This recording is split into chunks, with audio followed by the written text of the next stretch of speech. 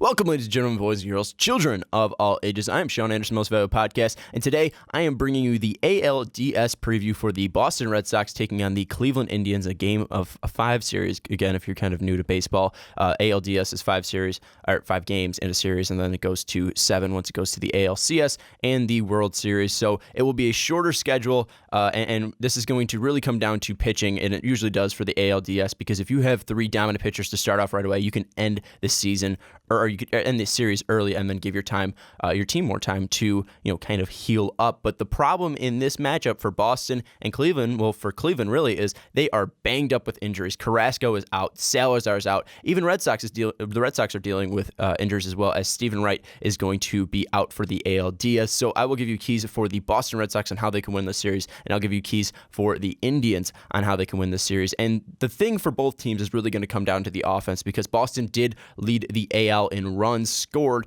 Indians were second behind them. So I think the key will just be for the Red Sox is to get your main hitters involved. We saw the stretch that Mookie Betts had that really kind of put him into MVP contention for the AL. Mookie Betts looked ridiculous in that span of about July to August. He was hitting the lights out here. The middle of that lineup of Betts and then followed by Big Papi is going to be huge, because this is Big Papi's last show here. We've seen so many moments where Big Papi has been clutch for the Red Sox, and if you can get to this banged up lineup, or this banged up rotation for the Indians, especially with Kluber dealing with that quad injury, if you can get to Trevor Bauer immediately in game 1 and kind of put them on their heels, and then make Kluber, how great Kluber's been. We know how Kluber's been in his career ever since he won the Cy Young. But with Kluber, he might not be trusting his arm fully. And if you can get to those Bauer early in game 1 and then Kluber early and kind of make him worry, especially about that arm, if you get to him early, that's going to put you up in a 2-0 hole in the series, and that's going to just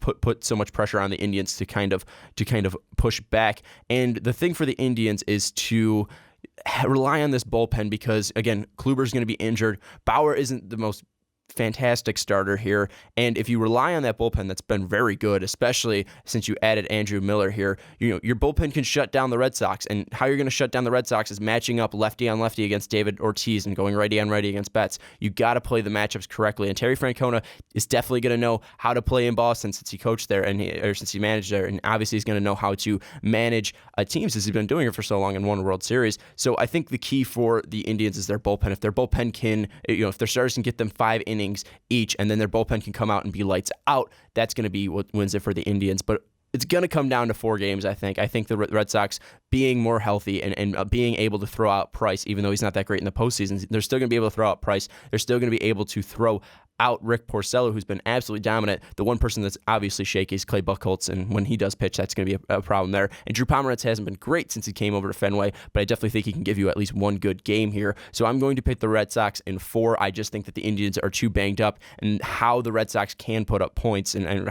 I'm still thinking about football here, how the Red Sox can still put up runs is going to be what comes down to the main thing, and I think the Red Sox are going to win it in 4. Thank you so much for watching this video. Tell me what you think of this matchup down below in the comments. Who do you got winning and why? I know obviously Indian fans are going to think they're winning, but tell me why you think you're going to win, because I definitely think the Indians are definitely capable of winning. It's just that rotation's going to give me a little bit worries here.